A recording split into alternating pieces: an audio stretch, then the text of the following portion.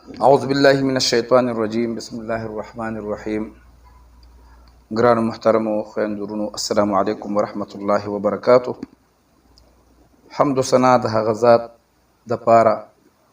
چې د زړونو د پټو رازونو نه خبردار دی، او بیا بشمیره درود په خاتم الانبیاء خاتم المرسلین جناب محمد رسول الله صلی الله علیه وسلم باندې، او بیا دعا ده چې څومره زمونږه اوریدونکي دي، کتونکي دي، او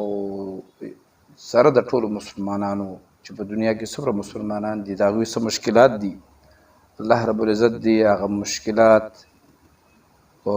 راحت کې بدل کی، پریشانی دی ول الله په خوشحالۍ کې بدل کی، او هر قسم مصیبتونو آفتونو دی الله رب العزت په امان کې وساتي. نننۍ وظیفه د الله رب العزت یو اسم مبارک دی،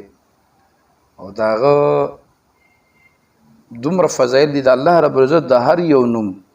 دا لسکم سل نومونه چې کوم دي، د هر نوم دومره فضایل دي چې کم وخت نه قرآن نازل شوی دی، او د هغې نه پس څومره علما او ائمه او مجتهدین او صحابه کرام چې څومره د هغوی وس شوی دی، او هغوی د هغوی څومره فضایل لیکلي دي، نو هغه سرته نه دي رسولي. چونکې کم چیده چې دي، کم خاص چې دي، د هغه به زه تاسو ته بیانومه. د هغې په وجه باندې به، د هغې په مدد باندې به د الله رب العزت نه خپل سوال کوو، او الله رب العزت به زمونږه مشکلات اسانوي. نو دوستانو، دا کوم نوم چې کوم دی د الله رب العزت الواسع، دا چې تاسو ته خالي دې زه فضایل بیان کوم چې الله رب العزت به چې د دې ویونکي لا څومره یعنی برکات ورکوي، د هغه مشکلات به حل کوي، تاسو به حیران پاتې شئ. الواسع، او دا چې کله تاسو وایي او بیا د دې وظیفه کوئ د خپل حاجت دپاره، نو د حاجت دپاره د وظایفې لاول خدا کار دی چې کله وظیفه کوئ نو خپل حاجتونه به مخې ته الله تږدئ، او دغه ټیم کې به دې نیت دا وي چې یا الله زه تا ته دا نن چې کومه دا ذکر کومه د دې په برکت باندې، د دې په وسیله باندې زما دا مشکلات آسان کړه. نو چې څوک یا واسع بشمیره ځل ذکر کوي شپه او ورځ، نو الله رب العزت به دله ظاهري او باطني مالداري ورکي، او یو به دې کې الله رب العزت حوصله پیدا کړي، به دې کې به برداشت پیدا شي.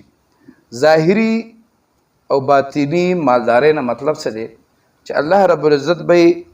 په ظاهره مالدارۍ کې دومره مال دولت بوله الله ورکي، دومره پیسه بوله الله ورکي چې خلک به ورته حیران وي. خو بعضې سړی مالدار وي او د مالدارۍ سره د هغې هغه خلک وایي که نه، وایي د ده خوی د وږو دی، او د دا چې کوم دی نو وږی خوی کوي، او ویم بعضې خلک الله رب العزت ورباندې ډېر زیات رحم کړی وي، ډېرې زیاتې پیسې ورسره، خو هغې هغه عادتونه، د هغې حرکتونه، د هغې هغه مزاج چې کوم دی د وږي، نو الله رب العزت به دله هم ظاهري مالداري درکړي، دومره به د الله مالدار کړي، د دنیا مال، دولت، پیسه، عزت، کاروبار. دا یوازې مالداري چې ده دا صرف په پیسه نه ده. الله رب العزت چې کله مالداري درکوي او مال درکوي، نو دا عزت هم ډېر لویه مالداري ده. نو الله نه چې کله مونږ سوال کوو، نو الله ته به وایي یا الله مونږ له مال دولت راکړي، سره د عزته، سره د خوشحالۍ، سره د روغ صحته، که چېرته مونږ دې ته کینو چې الله به مونږ له یا الله مونږ له مال راکړه، خو که الله مونږ د مال راکړه کروڑپتیان یې کړو، اربپتیان یې کړو، مونږ باندې یو بیماري کېښودله، او یا یې چې کوم دی خدای مکه عزت هم پکې نه وي، خدای مکه مال دولت راله راکړي خو ایمان هم نه وي،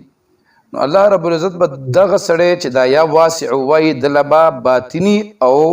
ظاهري، یعنې ظاهر باندې هم دا مالداري او دا په زړه هم مالداري، او یو به ده کې الله رب العزت حوصله پیدا کوي، حوصله به پکې پیدا کوي، یو کم ځای کې به هم دا بې حوصلې کېږي نه، او بل به ده کې باندې به په ده کې به برداشت ډېر زیات وي. او د سره عزت او زړه د زړه کلاواله د زړه صفائی او الله رب العزت به په هر معاملې کې د چې څومره معاملات دي الله رب العزت به هغه مسلې چې کوم دی هغه حل کوي. اوس دې کې تاسو دا داسې وظایف دي چې د لکه صرف مال د پاره یو وظیفه یو سړی کوي چې یاره ما سره پیسې نشته، خو دا داسې یو دوایي ده چې دا ته یو مرض د پاره خوري نو کستا په جسم کې نورې بیماریانې د دې مثال به د ډاکټر یا د حکیم دوایانو سره وکړو. بعض وخت سړی لاړ شي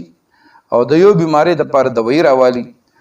او هغه یو د پاره خوري نو الله رب العزت پای کې در څلور بیماری نوري هغه خي کی نو دا الله رب العزت ذکر چې کم دی دا به ته یو بیماری د خوري او دا ذکر کې چې زما بیماری څه دی زما حل چې دی غریبی ده زما الله پاک د غریبی ختم کی نو ته د الله بورسه غریبی ستا ختمه کې خو دې سره به الله رب عزت تعالی عزت هم درکې تعالی به حوصله هم درکې تعالی به برداشت هم درکې ستا به د زړه صفائی وي د چې کوم دې ستا معاملات به مرسل الله پاک چا سره د معاملات وي تا باندې چا خرج وي ستا په چا باندې خرج وي نو الله رب عزت به هغه مسائل چې کوم دي بغیر ساده غوښتنو نه به الله رب عزت پوره کوي. خدای غرنګي ما خو تاسو ته ویل چې روزي ورته بالکل پراخ روزي به ورته او دا به زندګۍ کې چرتم چې دا ژوند دی وی زندګۍ کې دا به مغرب کېږي نه او د یا واسع یو خبره بلم ده د ډېری خبرې دي خو تاسو ته یو څو خبرې کومه که چرته څوک لړم وچیچو مار وچیچو او دا تاسو ته مکمل اجازت دی د الله نوم دی کې زما طرف نه اجازه ضرورت نشته که چرته دا چا د شي وچیچو او زما دا ویډیو اوریدلی و دا ذهن کې کې دی بعضې ځایونو کې ماران لړمانان دا شیزونه ډېر وي نو که اویا ځلې یا واسع ووي او په هغه باندې دم کړو انشاءالله العزیز د دغه مار لړم زهر به د باندې اثر نه کوي. او یو بله ډېره بهترینه خبره که د کومو جنکو رشتې نه راځي هلکانو مو جنکو یو کس په کمنټ کې ویلو چې دا موږ څه ګناه کړی ما یو وظیفه ورکړې وه نو هغې وي جنکو دپاره وه نو هغه غریب چېرته رشته به ورته نه میلاوېده نو هغه کمنټ کې لیکلي چې مولانا صاحب موږ هلکانو څه ګناه کړې ده نه دا کوم وظایف چې دي دا د هلکانو جنکو دپاره یو شان دي خو هلکانو دپاره بیا هم رشتې میلاوېږي نو جنکو دپاره پریشاني وي نو زه اکثر د جنکو نومونه زه کالم. نور دا وظایف چې دا د نومې مسلمان دپاره چا چې کلمه ویلي چې لا اله الا الله محمد رسول الله نو دا وظایف دا د الله کلام دی او دا د الله رب العزت چې کم سل نمونه دي په هغې کې دا شپږ څلوېښتم نمبر نوم دی یا واسع.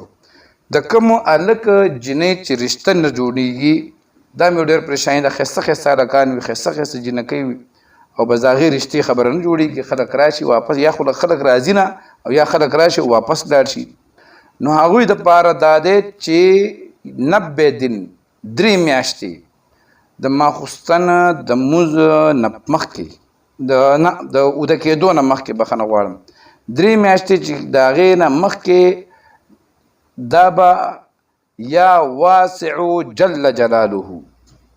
101 مرتبه به وایي انشاءالله العزیز که د دې هلک یا د دې جنۍ رشته په 13 3 4 5 کالو کې منې شوي الله رب العزت به د دې اسم مبارکه د الله رب العزت د دې پاک نوم په برکت باندې د د رشته به دغه ورځو کې به الله راولي. څه به چل به کوئ 90 ورځې د اوده کېدو نه مخکې 101 مرتبه او که د دې نه مخکې مو وروسته یو ورځ درود شریف وي نو ډېره بهتره خبره ده دا به د اوده کېدو نه مخکې یا واسع جل جلاله دا به وایي او د هغې نه پس به اوده کېږي انشاءالله العزیز الله رب العزت به د دې په دې د 90 ورځو کې به دننه دې ته به بهترینه ښایسته رشته میلاو شي نو دا ډېر ښایسته نوم دی اسانه وظیفه ده اکثر خلک موږ ته وایي مولانا صاحب اسانه وظیفه راکړه نو دا یا واسع یا واسع یا واسع د دې نه خو بله ښایسته او اسانه وظیفه نشته دی ټول 4 الفاظ دي 5 حروف دي دا نو که مال دې پکاري دولت دې پکاري عزت دې پکار دي کاروبار دې پکاري بس خپل حاجت دې کې دا نشته او بل اخره کې دا خبره کومه چې مهرباني دا کوئ چې په ساده پښتو کې تاسو دپاره زه ویډیو جوړوم نو بیا د هغې دپاره ما نه دوباره او د دې ویډیو باره کې تپوس مه کوئ، خفه کېږم پې، پریشانه کېږم پې. بس د الله نوم دی، طریقه کارونه مې ورته وښودل چې د څه دپاره به وی بس چې څومره دې د وسه کېږي او څومره دې په زړه کې حوصله وي الله یادوه. او دا زموږ عقیده ده چې زموږ خالق او مالک شته دی، هغه مسلې چې کوم دی هغه حل کوي. چې چا یقین نه وي په دې باندې بس هغه د ګرځي مزې دې کوي، او چې چا د الله په ذات باندې یقین وي، زموږ خو ځکه یقین دی چې موږ له هغې دومره نعمتونه راکړي دي او راکوي. نو الله رب العزت به ولې چې هغه موږ یادو نو هغه به زمونږ ولې مسلې به هغه نه حل کوي، بل څوک خو شته دی نه د حل کېدو. نو انشاءالله العزیز د دې اذکارو سره به الله زموږ ټول مشکلات آسان کوي. ما ته هم دعاګانې کوئ، الله رب العزت د ټولو مسلمانانو خویندرونو مشکلات آسان کړي. قرضدار دی الله د قرض خلاص کړي، بې ګناه بندیان دی الله د بند خلاص کړي.